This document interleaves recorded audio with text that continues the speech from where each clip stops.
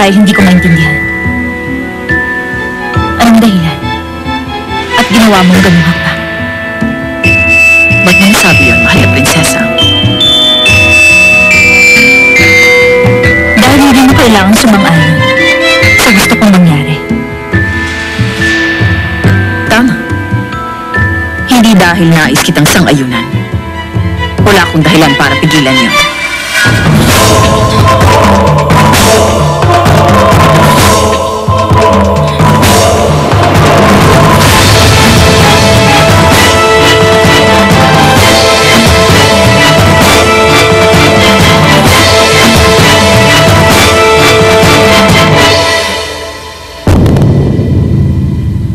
Ang totoo, sina Yongchun at Kim Soyun ang pinaka-nagulat sa lahat.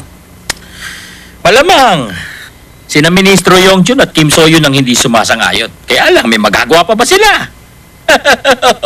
Naku! Ina, sinunod na namin ang utos niyo sa amin. Ano po ba talagang balak niyong mangyari?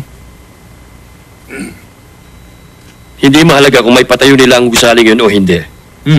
Ang mas mahalaga, kung ano mangyayari kapag naipatayo na nila yun. Oo nga naman, tama yun. Eh ano kung yung gusali ng Chomsong din na sinasabi nila binubuo ng mga bato at kumakatawan sa maraming bagay?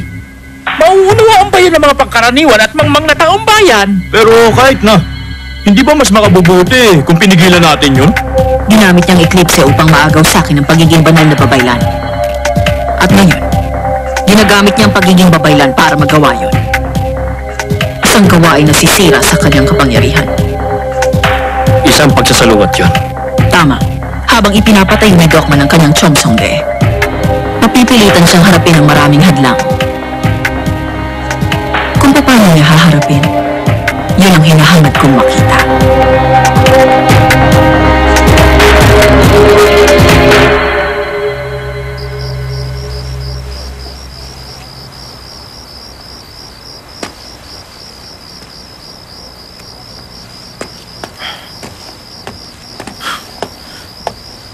Buti dumating ka.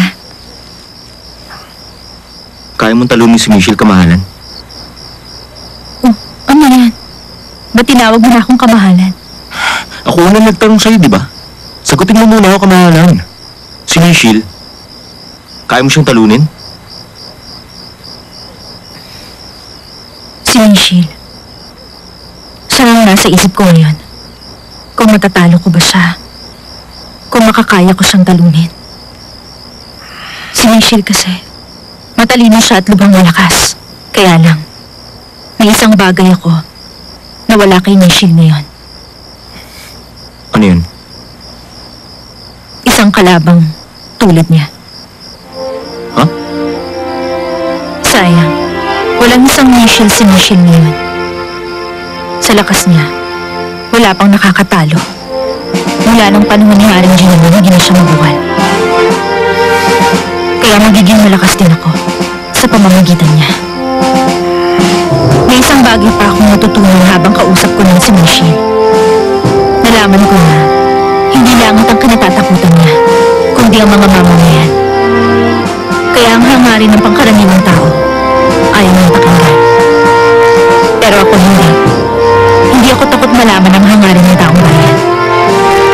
Dahil ang mga pagsubok na darating sa akin ang magtatakda kung sino ko talaga. Kaya nakuha mong tiwala ng Master Wilson. Tama. Pero nung mga panahon yun, hindi ko alam ang gagawin ko.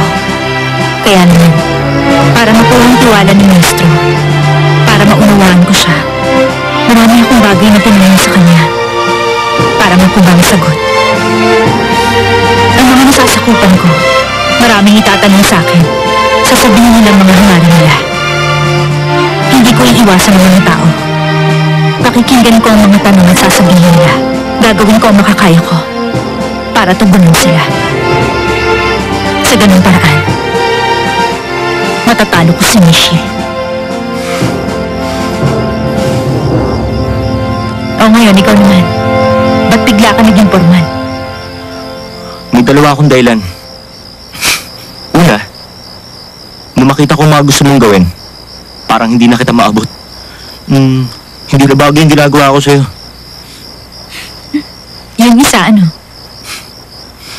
pang dahilan. Gusto kitang paglingkuran. Gusto ko nasa tabi mo lagi. Bakit? Dahil nalinggan mo lang naman ako at ginahan kita para isang laruan. Kaya ayoko maging kaaway mo. Ganon din ako. Ayoko maging kaaway mo, Bidang.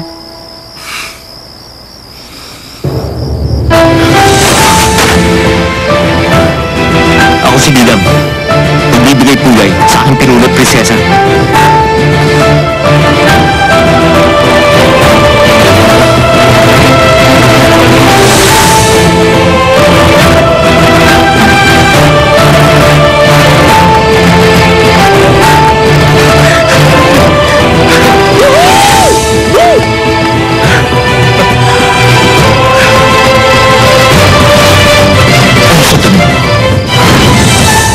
Ang sinasabi mo bang, prinsesa, makakayang talunin ng tagapag-ingat na si Lady Michelle?